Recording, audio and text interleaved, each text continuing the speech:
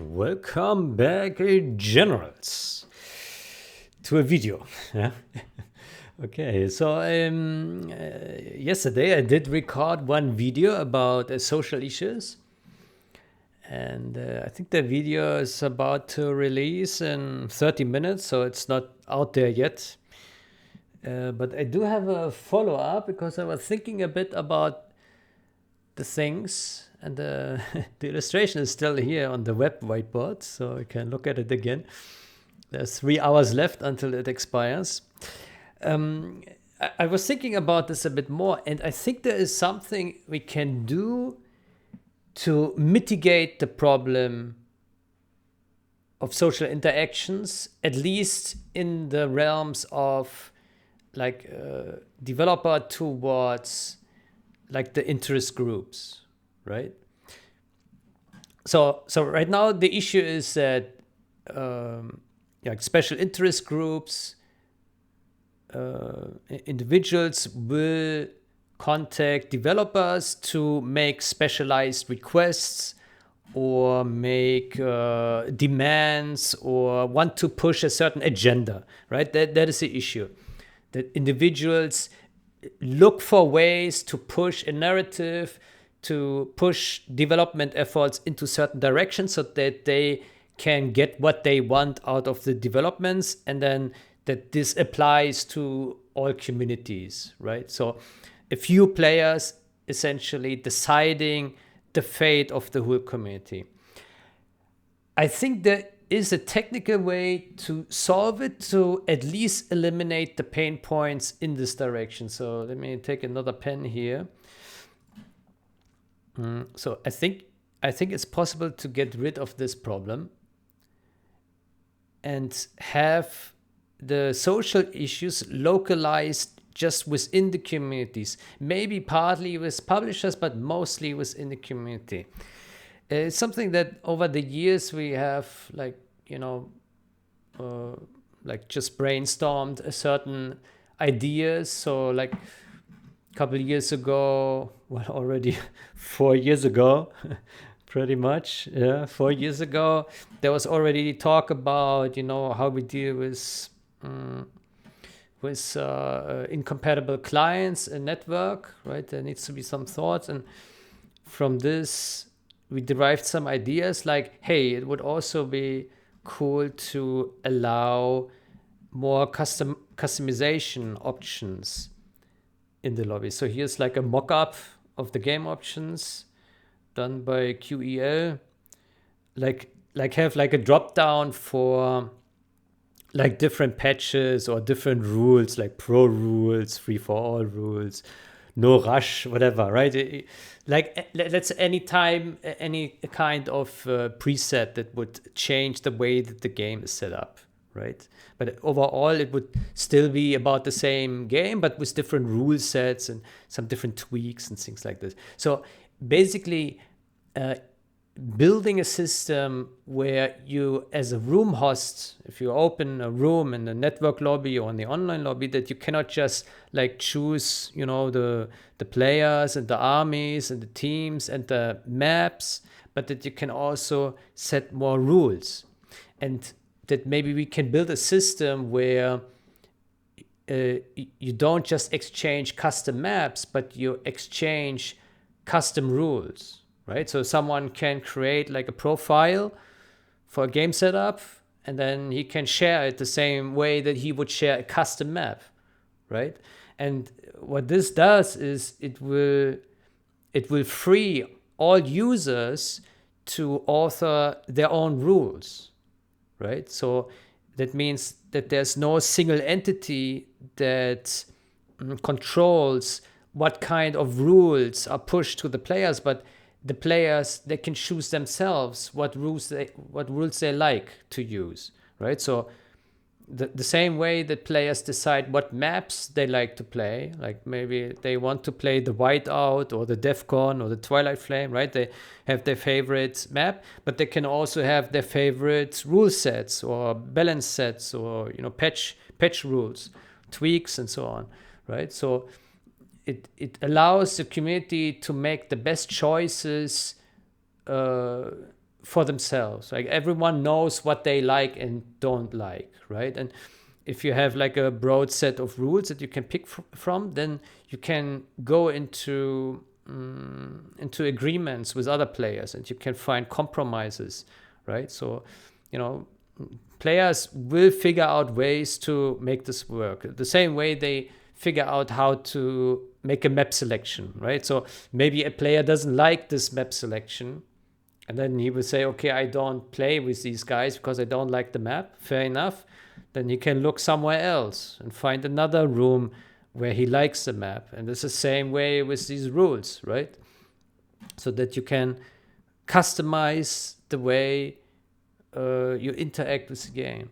And I think, the way I think it's important is, I think I wrote it down today here, that I think it's important that everyone can create these things if he likes, and that you can build a game profile on top of another profile to like customize it with like some rules. And over time the community will figure out what they like most, right? And then it doesn't require any person to say, hey, yeah, we have to go in this direction, or we have to do this, or we don't do this, right? Like the problem with how the status quo is that these interest groups, the players that want to push agendas, they will push in ways that the majority will not like it to go, right? They will push it into very specialized ways, and this will not work. It will fail. And I already see it happening. Like the narrative, I already see it from these groups coming. Like, for example, I've seen that they said like, oh, it's they said, for example, that they really appreciate working together with Generals Online, because they say they listen and they say it's a good alternative to the other works. And so to me, this indicates the interest groups are already willing to split the community apart, because they say we want our way and we don't compromise in any way. We want to push our vision into this direction, and we will fight everything else, right? And this creates this division, right, among developers. Right? If these players would successfully affect how developers shape their products, then this can create a rift between the developers. It's not happening. I don't see this, because developers are very focused on their work, and developers are actually well aligned on what they want to do. So I don't see this happening, but it's a risk, because if you don't listen to these guys, they will retaliate, right? So like they can mobilize like their followers, or they can like keep spamming their narrative and attack, and really be a nuisance. And it's hard to work with this. But if we put this power to the whole community, where all players take charge and have the agency to decide on their own what they want to use, then it totally frees the developers to just focus on development, because there's nothing to gain. Like if the special interest groups, if they want to push an agenda on the developers, then it won't have any effect. Like the developers will just build towards a free system where the players have the power to choose. And so pushing the developers won't achieve anything. They would have to push all the individual players, right? They would have to say, hey, no, you're not allowed to play this version, right? Because I won't join your match. But then the other players would just say, okay, yeah, then you don't play with us.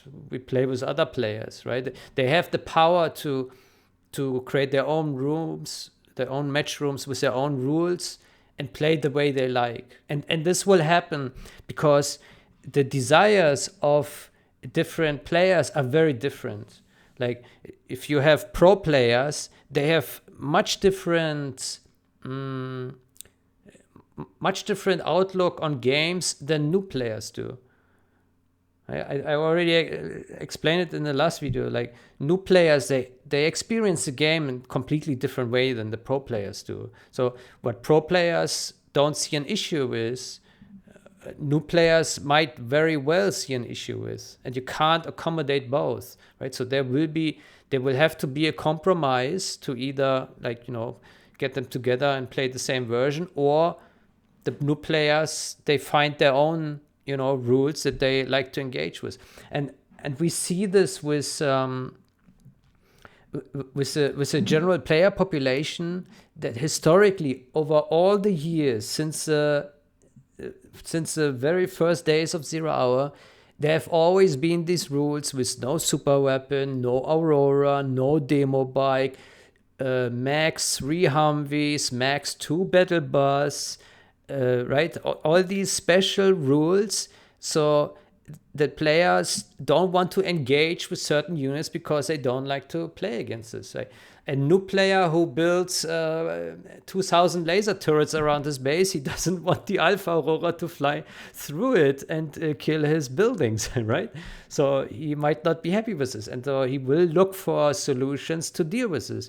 Whereas a pro player, he will say, no, the Aurora is not a problem. I can stop it. I just kill the airfield before the Aurora starts. So not a problem. But then, if now this pro player pushes for his narrative, then the new player has to oblige to whatever the pro player set out to be the real truth. And I don't think that's a good way to deal with this. The players should have the authority to make their own decisions for what they like to play, right?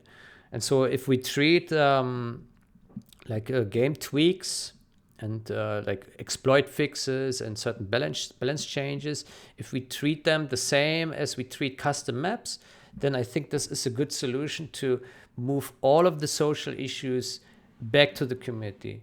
Or let's say most of the social issues back to the community. I think there can still be like some social issues with the people who create these profiles, and maybe it's a very popular profile, and then they say, hey, you cannot touch this profile or something like this, right?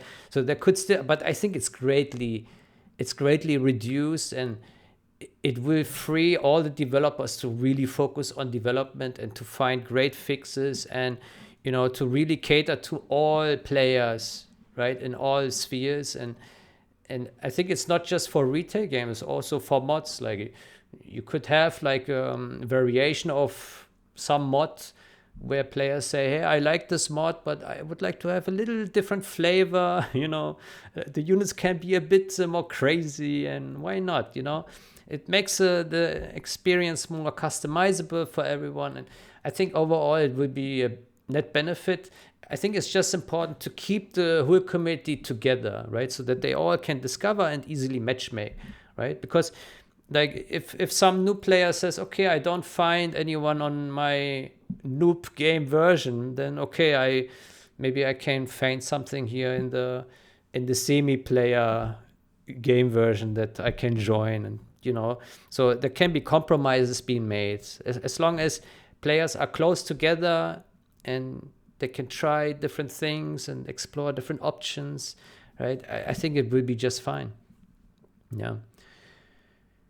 I guess there is a potential that, versions could maybe deviate a lot to the point where the game experience are very different. That could be maybe a risk. I don't know if that really is a risk. I mean, in the end of the day, there probably will be some very popular projects emerging out of this, and this is where players will naturally gravitate to. And what it allows is to like naturally have the best setups emerge, right? So no one really has to, figure it all out, but the wisdom of the many will figure it out, right? Because players will realize this works, this doesn't work, and they can self-correct these things if they have this power. The same way that you correct a custom map if you figure that the map doesn't play well, you just edit it and you push a new version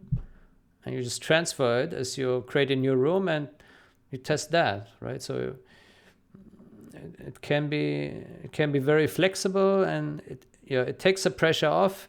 I do think like there can still be a remaining social issue in regards to tournaments, right? So I could imagine if you have like a website like Game Replays who do host a lot of tournaments, like let's say they want to host a tournament and they pick a profile that is not in favor of what the special interest groups like to see the tournament being played on, right? Then they might push against Game Replays and say, yeah, this version is shit.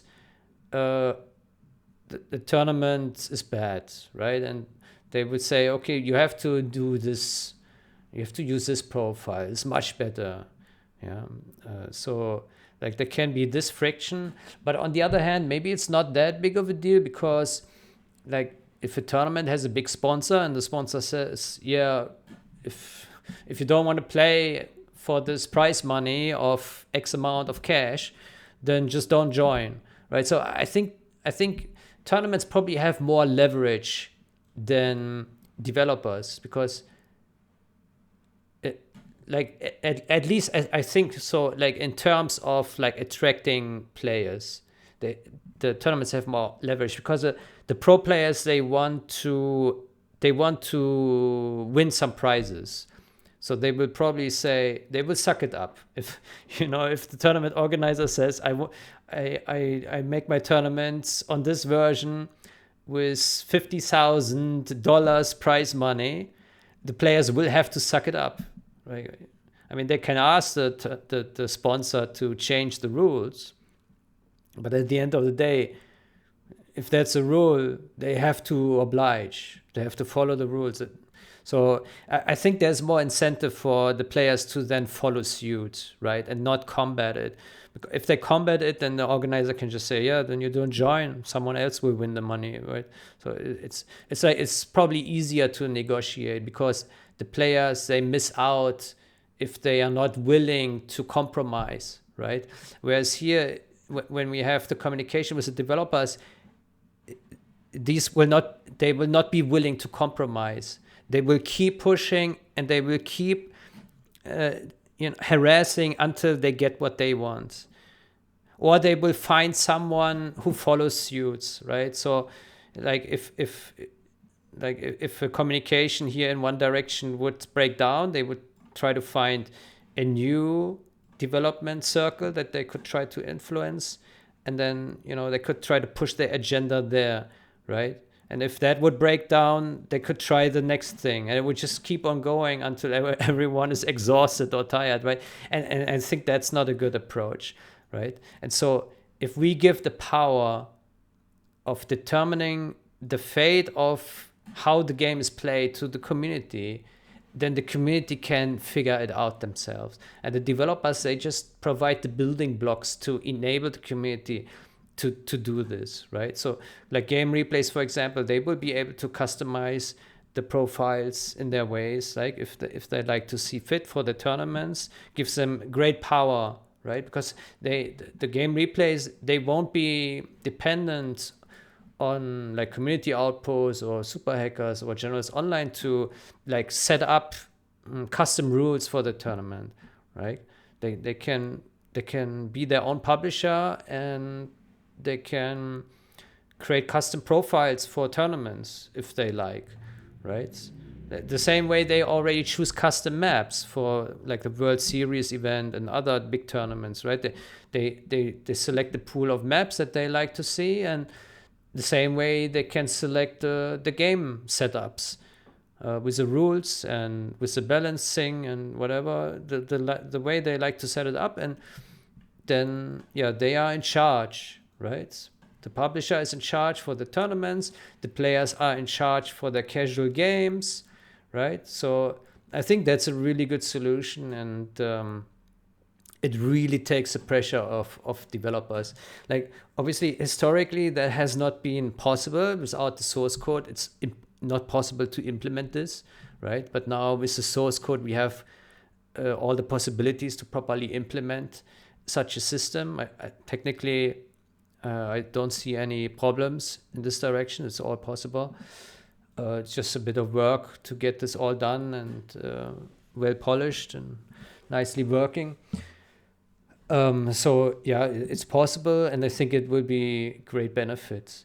Obviously, this is nothing that needs to be done in the short term. It's more something for the medium and long term that we need this, because right now, at least in Super Hackers, we focus on stability issues and replicating important features from Gentoo to deprecate Gentoo for the most part. And so we already do some small bug fixes here and there, some performance improvements.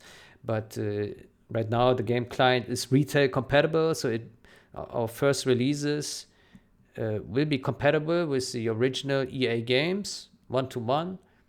So that allows players to easily upgrade and to join the established player base without friction, without dividing the player base. So yeah, the rollout that we plan is very graceful, and I think that the plan that I just presented here is another step for like a really graceful rollout to the community and empower the community to really be in charge of what they like to play, right? And yeah, I think it will be good. Mm-hmm. Yeah, yeah. It's just something that yesterday after the session, I don't know if I find all the right words to explain this all nice and well, and maybe I upset some people, but I just presented the way that I see this. So I'm sorry if I step on anyone's toes that identifies themselves as being in this bucket, but this is a social issue that I see, and it is real. This issue is real. I'm not exaggerating, and it's a problem. It simply is a problem because it's not healthy. It's pushing agendas, and it's not the way to be like. It's not the way to be like this. And I have to put myself here also in responsibility. Like when I worked on the patch, I think like on the data patch, like the last couple of years, and we explored design decision, I think I was also a little bit pushy in certain designs. I think I was also quite rough with Stubiax, who wanted to push in the one direction, and I pushed against it, and I probably wasn't so nicely communicating with him. So, I probably make the same mistake, but I try to be very reasonable about things, and try to find good solutions. And it's just a matter of like coming together and figuring out the best steps to take and presenting good solutions and figuring out. The thing is, the game design is not flawless. Far from it. There's a lot of stuff that needs to be fixed to have like a clean, proper game experience.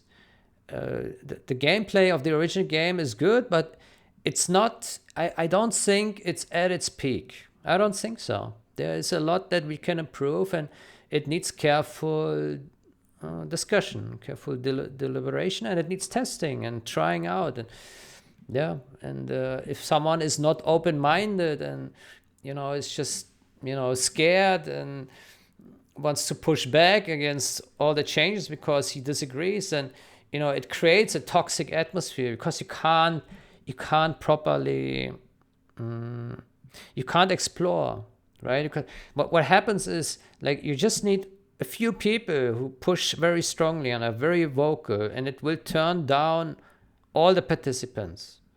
Like, if they see that someone goes rampage on issues and they lash out, then it turns everyone down, and they don't want to participate in this, right? It annihilates developers, it annihilates testers, and it annihilates the players themselves, right? So it's a lose situation for everyone. And so I think we will be able to, let me get an eraser here. I think we will That's not an eraser. Jesus Christ. Here's a razor. So I think we will be able to erase this entirely. Yeah. Well, I mean, obviously there will still be communications, right, from community to developers, right? There will still be talks, right, or to publishers, right? But it won't be. I don't think that the special interest groups will have any communications much, because they don't need to push an agenda anymore. So they will be in the same boat as everyone else, and they will just they will probably request features in good faith. Very likely they will be like, hey, how about we implement this would be cool, things like that. That's my expectation, because when we give the controversial nature of changes, empower the community to tackle these things, then we won't cause social issues, right? We just enable everyone to be their own boss, basically. Yeah. Anyway, I think you understood. I explained it in most detail. I think short term it probably won't solve the problem, because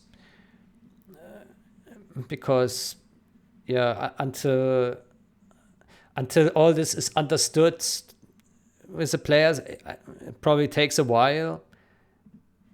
I don't think that this is easily understood. I think it's easier to understand when you can actually see the game client and can interact with it, right, and see how it works, and then players will properly understand how things work, how they function, right? Right now, it's like, players are upset, if you just like think about touching anything that they think is highly controversial, right? So, yeah, or even minor controversial, even then, yeah. So, yeah, it probably will take some time, but yeah, with this approach, I'm not really worried. Development, as I said yesterday already, is well on track. Everything is good and smooth. And I think at the end of the day, the players, they will see good benefits, and best of all, it's all free of charge. Costs nothing. There was a question in YouTube comments, many questions. When will it be done? When will it be released? When will it be on Steam when it is done? It won't be on Steam. From EA, you can only get the original game, right? EA releases version 1.5 for 0 Hour and 1.09 for Generals, the last official versions. So you have to buy this from Steam or the EA app. And then we will release a new launcher, which is called GenHub, which is developed here by Community Outpost. And the GenHub will then offer to subscribe to publisher profiles. Publisher will be Community Outposts, and anyone else who wants to publish any kind of game content. It's totally free. It's a decentralized application, so everyone will be able to publish things. Users can choose to subscribe to any kind of publisher that they would like to subscribe, and then that will be the entrance to the community-driven ecosystem, which empowers all modders and all content creators, all map creators to publish their own contents for players to discover, to download, to update, and to install and then play easily. Yeah. That's the promise of the GenHub. I'm really looking forward to it. I think this will be probably one of the most important tools that the community has ever created.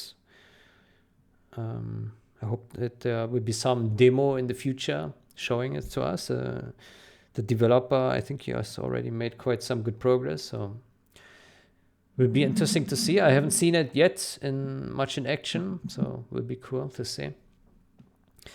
Yeah, and I think on game client side, we will keep building. Generals Online keeps building the server, which is great. That's also what we need. Yeah. Then hopefully one day we can have all players on one server with all games together. Like what I hope is that we see is that really all players are on one server and all mods, all game versions, everything is in one place. So everyone comes together. That is the desired goal. That everyone, is close in proximity, and it's easy to, join from one game version to another. That there are no hard barriers. Right now, the status quo is that there are very difficult barriers between all these different kind of community created versions for the game, right? For the mods, you need to go to ModDB or to the Gen launcher, and you need to download it. You need to download the correct version, and then you need to launch it, and then you need to see if there are players in there that you can match with, right? If everyone is just in one place and things are easily accessible, where you see the room for Shockwave mod in the lobby, and you click it, and then the game tells you, hey, you don't have this game running right now, do you want to restart the game and join this room? Yes, click, and then the game restarts and join this room. If you don't have the mod, it downloads the mod and installs it for you, right? So if it's made really easy, it encourages the community to explore different realms of the different communities, right? So then there's more opportunity for the retail multiplayer community to bleed into a mod community and vice versa, right? And it allows for more flexibility in what kind of sub content you use, right?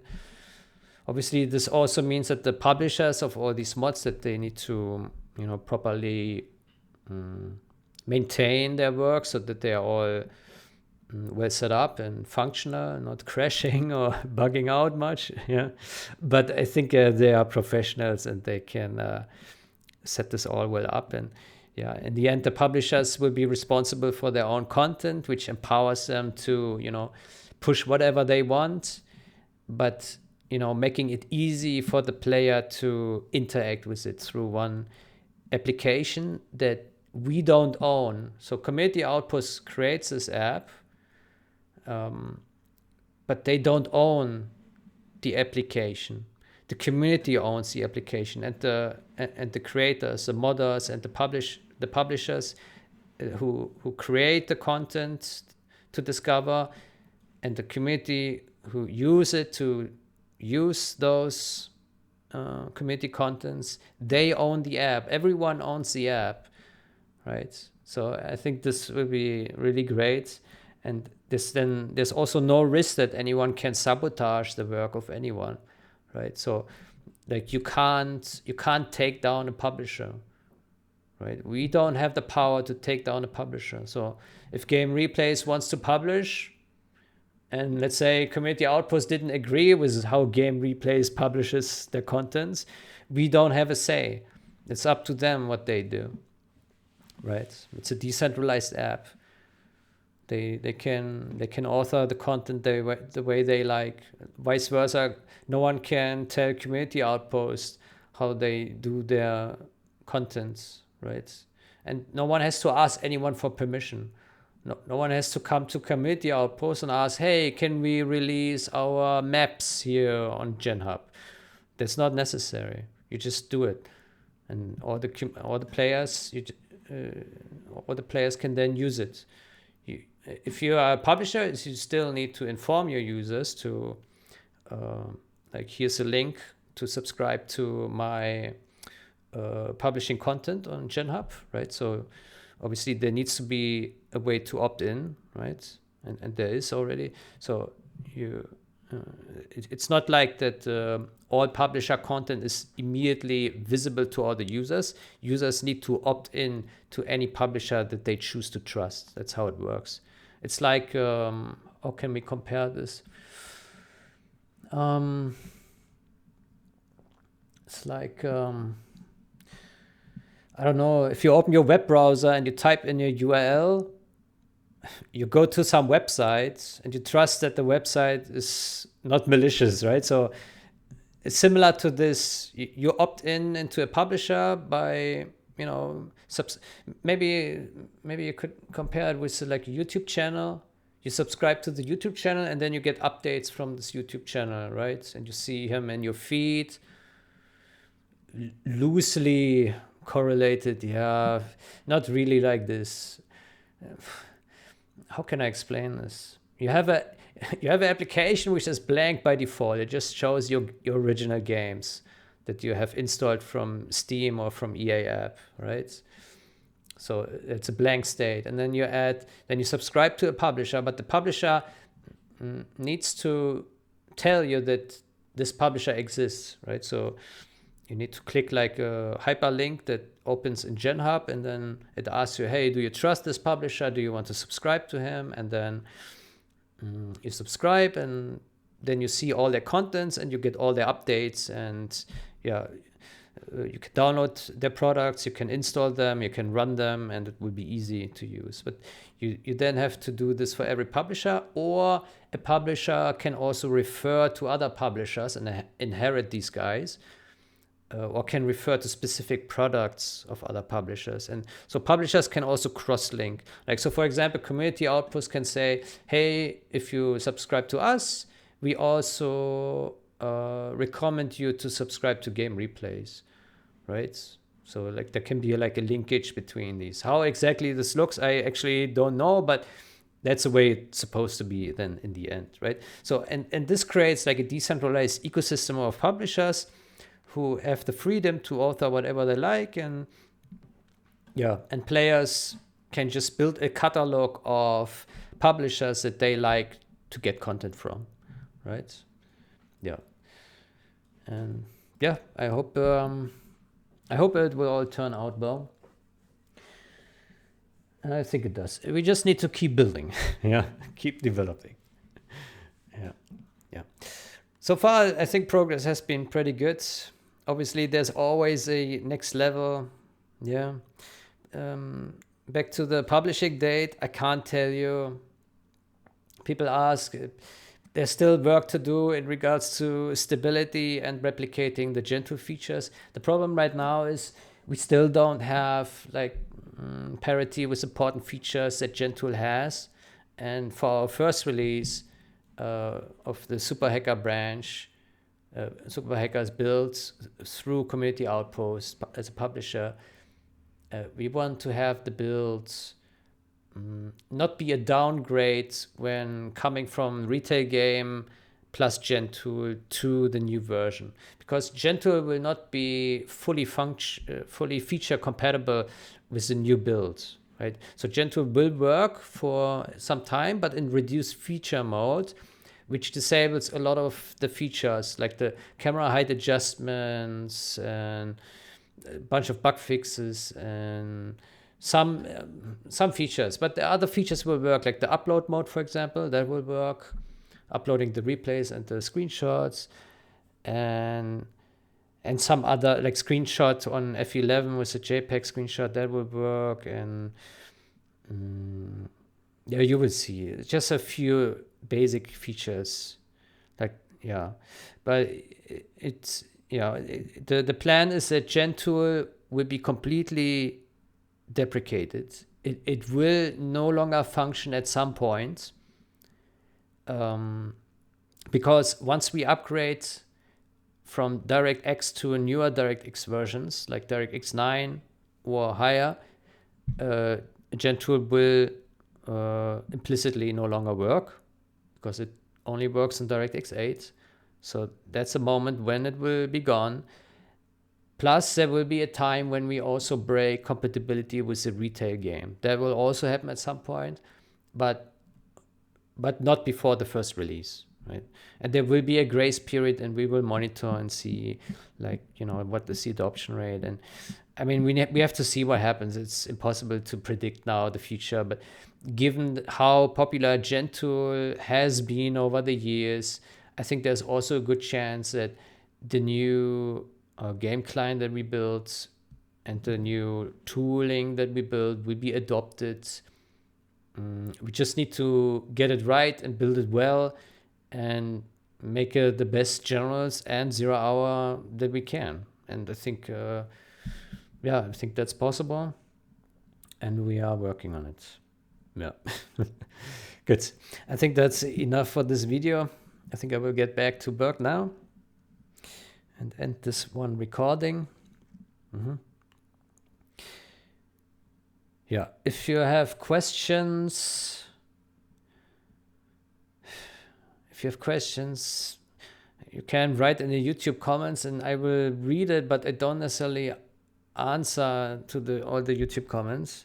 There are not so many anyway, but I'm not always responding to messages, be it YouTube comments or Discord messages or private messages elsewhere. I don't necessarily respond because I don't want to respond to everything, because it's just too many messages and I've already too much to do anyway. So no offense, yeah, please, when I don't respond, it's just because I want to focus on work, and I don't want to communicate.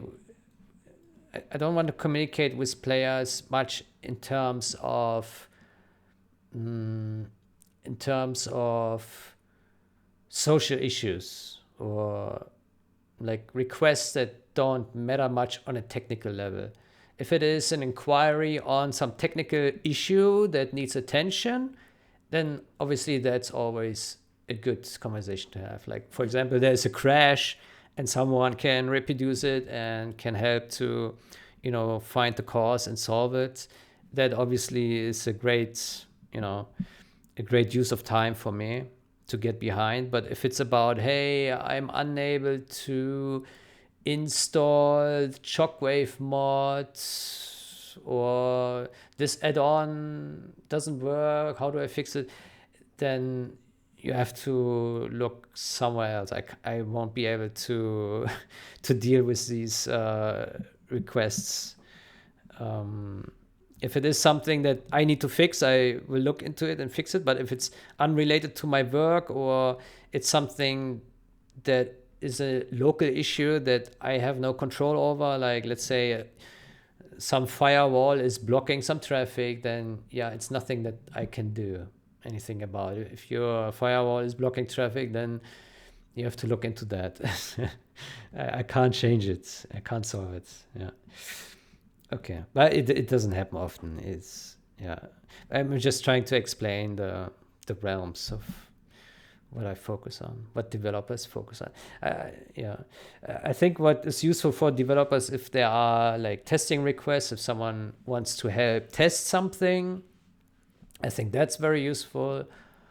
Or if someone has some great ideas for some feature that someone is working on, or some feedbacks, I think that's always good.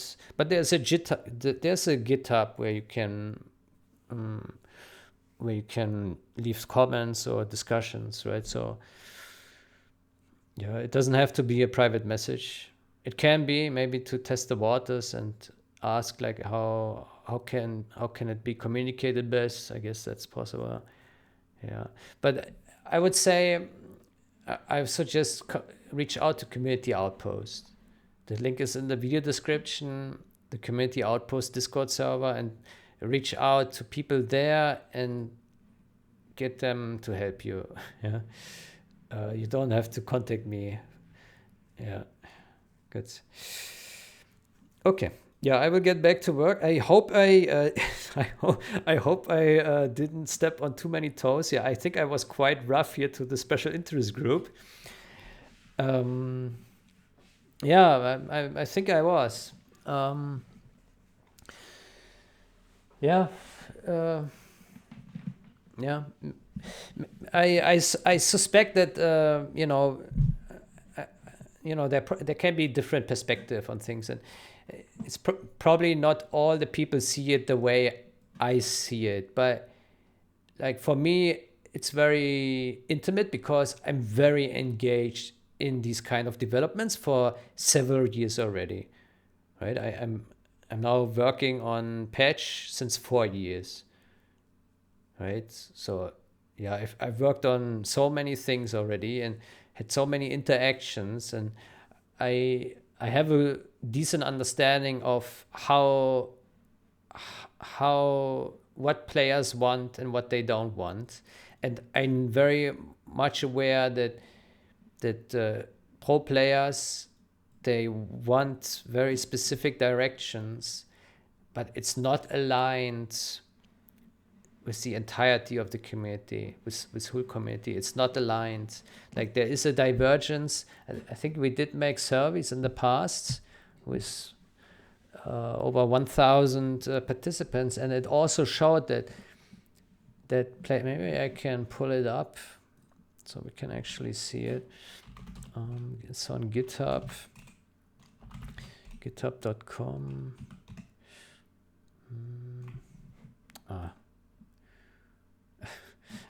GitHub, here, game patch.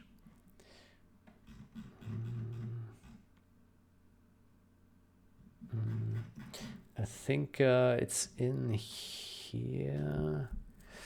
Let me see. Design survey results. One links.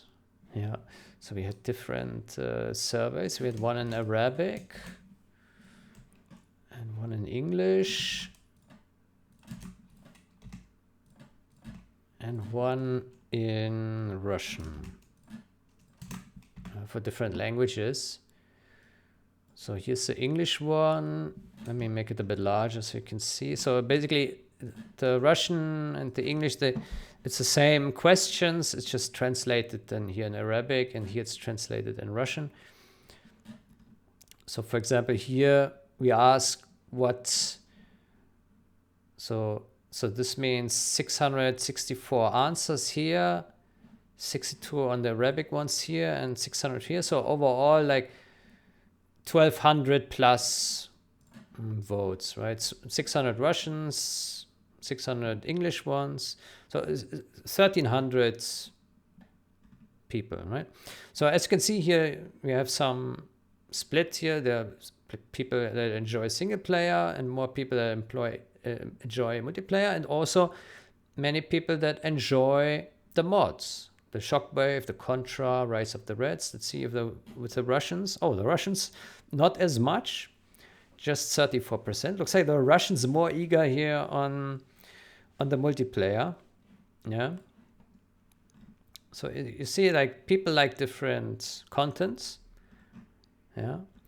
And also most people don't participate in tournaments. 80% not in tournaments, 18% here in tournaments, at least of those who have voted. Russians, very similar split. And here also, the Arabic players a bit more here in the tournaments. Yeah. What platforms do you use when playing multiplayer? That is very, very split apart. As you can see, Game Ranger 44, Redman 40, some Hamachi even, CNC Online 40, and others even. Yeah. So as you can see, this is not good. Now this survey was 4 years ago, so it's already quite old. But I think if you make the same survey today, the numbers will be somewhat similar. Maybe less CNC online now. I don't know. Do you use any optional tools? Gentoo, as you can see, has a pretty high adoption here, and even some add-ons like Control Bar Pro. GenPatcher 30% adoption. Let's see the Russians. 77% Gentoo, and yeah, not so much on Control Bar Pro, but yeah, Gentoo has been widely adopted. Yeah. When playing a match or in single player or multiplayer, do you encounter any gameplay issues that are frustrating? Yes, often, 34%. Yes, sometimes, 50%. No, 11. So 11% don't have any frustrations. Over 50% sometimes, and 34% often. Now the frustrations, It is asked about gameplay issues. Gameplay issues, so not crashes or mismatches or anything. Actual gameplay issues, right? So it could be things like, I don't know, China losing against Air Force always, yeah, or super weapon being too bad at the start of the game, yeah, having no tanks, things like this. It's a very open question, right? So this could have all sorts of issues, but as you can see already here, it's not like that the majority of players are happy. So if someone tells that the game is perfect and it needs no fixing whatsoever, he is in those 11%. Right? Let's see about the Russians. 22%. Okay, there is more. Yeah, more than a fifth that are happy, but it's still the minority. Yeah, it's still the minority. What about the Arabic ones? Similar to the Russians. Yeah, looks like the English community a bit more unhappy here. When playing a match in multiplayer, do you encounter any faction army balancing issues that appear unfair? No. 24. Balancing issues. Yes, many. 22. Yes, a few. Right? So it's also, you have some players, a quarter that is perfectly fine with the balancing. You have a bit less than a quarter who's not so happy, and 50% that takes a few issues, but overall it seems to be okay with the balancing, right? So I think this also shows that there's room for improvement, because clearly the majority thinks that there needs to be something done, right? Whatever that may be, right? All community mods aside, how happy are you with the overall state of original Zero Hour? I think that's a very interesting question, because it shows here that it's somewhere here between 3.5, yeah, maybe a bit above 3.5, right? Because here we have quite a few happy ones. Oh, there are also some 33 that are not happy. Let's see the Russians.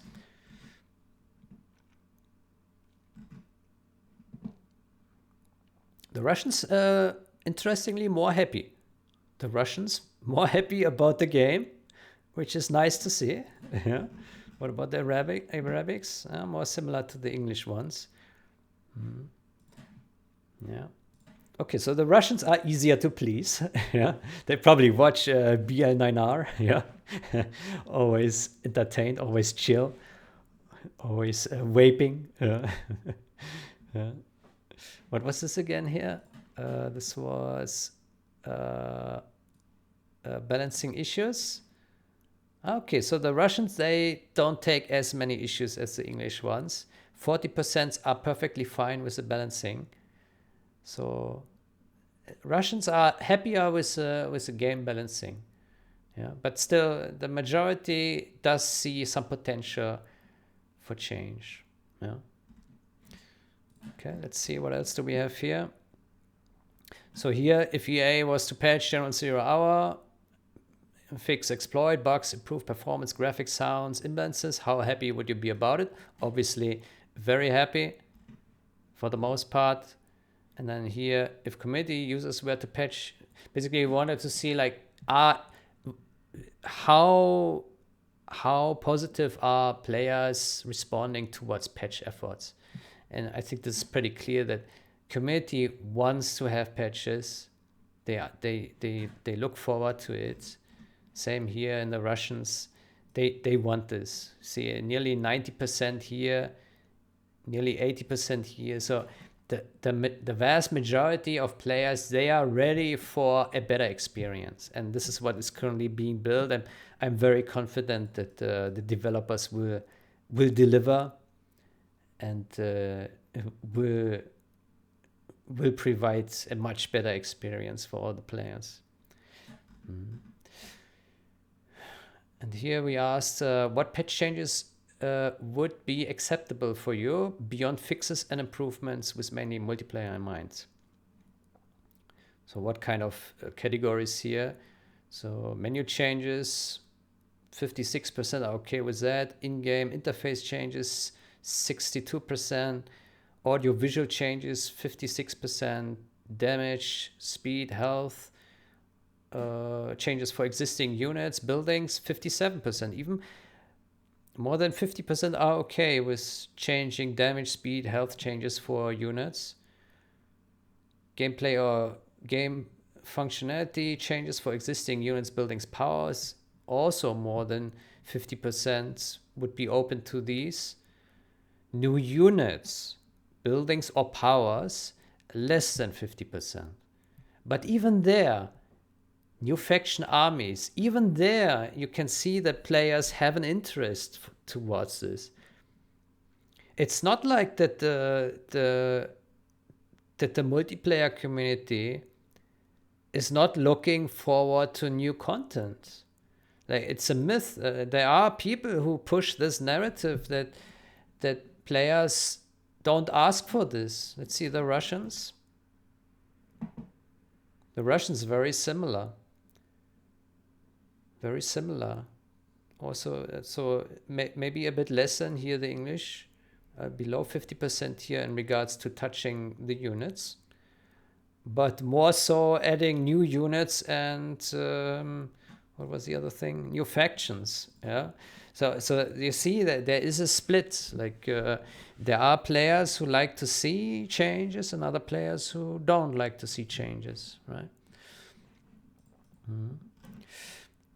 If an original game feature is bugged and its use has been accepted as not cheating, exploiting, would you prefer the bug to be fixed even if it meant the gameplay changed because of it? So in other words, yeah, you have a bug. It is an exploit technically, but community accepted it's not really cheating. It's okay to use. Like a popular example is the bug where you remove the GLA scraps with a scaffold, placing the scaffold over it and have it vanish, right? That's a popular example. Would you prefer the bug to be fixed? Yes, 32%. Yes, if the impact is small. Yes, if the impact is small and the balance is adjusted accordingly. No, right? So you see that players are also split on this, how you approach this, right? Like with some nuance. Some are okay without nuance. They just say fix it. Yeah. Others say no, don't touch it. Others say yes, but be careful. Only if the impact is small. Or be careful and adjust the balance, right? So, basically players ask to be mindful, right? Which is very reasonable, I would say. Let's see the Russians. Similar, also split. Here, this is no, 6% no, 32% yes fix, and the rest in between here. If an original game feature is imbalanced and impossible to fix by just changing build cost and build time, would you prefer the imbalance to be fixed even if it meant the gameplay changed because of it? Yes, 41%. No, 15%. Yes, 43%. Yes, if the impact is small. Yeah. So you see also there is a split, right? Change it maybe. If the impact is small, change it regardless, right? If community users would release and distribute a new patch with fixes and improvements, would you be concerned about its adoption success by the general multiplayer population? 34% are not concerned, 37% are concerned a little bit, yes, 29%. Yeah. I think this this concern, I mean, it makes sense, especially in the context of how patches have been published in the past, like the community patch 1.06 or the Russian community patch 1.05. No one really uses these things, right? Because the multiplayer population has agreed that it's too small of a package deal that it doesn't matter, and we just stick with the original game, right? So that's not a concern. if you now push a new product and some players jump on it, but not all of them, then there's a risk that you split community, right? And that's a concern. And that's why our strategy has been set from the start that we want our first release or releases to be compatible with the retail game, so that the adoption towards the new product will be seamless, will be easy, right? So similar to how Gentool was adopted over a long period of time, granted, it gives the players to adopt the new product and into the new ecosystem, and try to leave no players behind, basically. So I think the way we want to release it right now is very graceful, and I think that alleviates a lot of concern, at least in my opinion. So I'm not so concerned about this. The plan is to be mindful and to empower the community to make their own choices, right? And the goal must be to that there is something for everyone, that everyone feels at home in what we give the community. That's the goal. And I think it's technically possible now, and we are working towards it. And so I think realistically, no one needs to be worried. That's my technical opinion on this. But of course, I cannot anticipate all the social issues. Right? I cannot anticipate, like, if players are really willing to, to make the jump to a new version. But on the other hand, we already see that players adopt Gentool because there are benefits, and like you have to keep in mind, like, a benefit of Gentool has always been that players have been able to see the uploaded screenshot of other players, so that they could see if they would play fair or not, right? So that was a big plus, and that encouraged Gentool users to also spread the word and to encourage other players to also use it, right? Because then they would benefit in return if they could see if the remote player is playing fair, right? On top of the benefits that you get with the features and some fixes that it gives, right? And the same benefits will exist with a new version that we built, right? There will be unique benefits that only those users will get that make the switch from the retail game plus Gentool to the new game client. And they won't have these benefits in the old setup, in the original game plus Gentool. It won't have these benefits. So the original game will be unstable, it will be unsecure, it will be mismatching, it will be crashing. And the new client will be stable, it will be more performant, it will be more secure, it will have nice new features, it will be a more robust experience. So there will be a lot of reasons to entice players to make the jump, but it's up to the players to make the jump, right? At least for the start. So have a grace period, and hopefully it will be possible to get the players along. But I think if people, if the social contract works where players recommend a good product to the next person that they meet in the community, then it will just spread over time. I think the same way the Gentool has spread, right?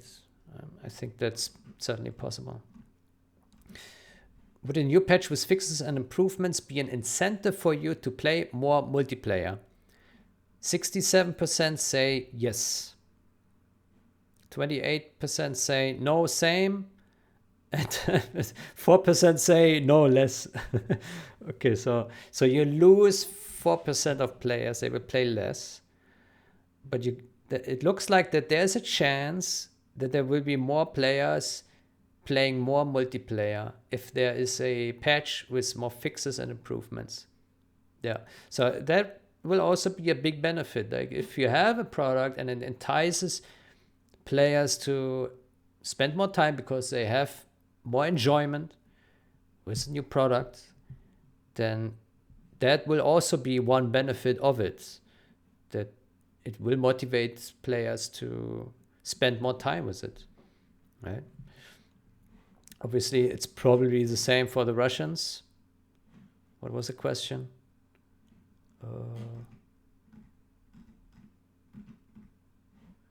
The last one, this one. Yeah, so the same for the Russians. Yeah.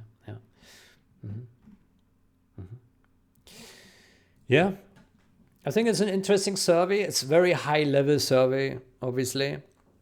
But this the survey does tell a story, and the story is that players are not perfectly in agreement on all the high level directions. There are discrepancies, and that is because players have different preferences. And it will not work to have some individuals try to determine the direction for the whole community. It will not work. It will not work. And so we have to implement it in ways that everyone will feel at home in the new experience. Yeah. And that is technically possible, and we will work towards it. And yeah, it's just a matter of time. When this will be all done, I cannot tell. We're working hard. Getting back to the YouTube question, I don't know. I will give some update when I see it coming closer. Right now, there's still a lot of work to do. All right, I hope you enjoyed this session. Yeah.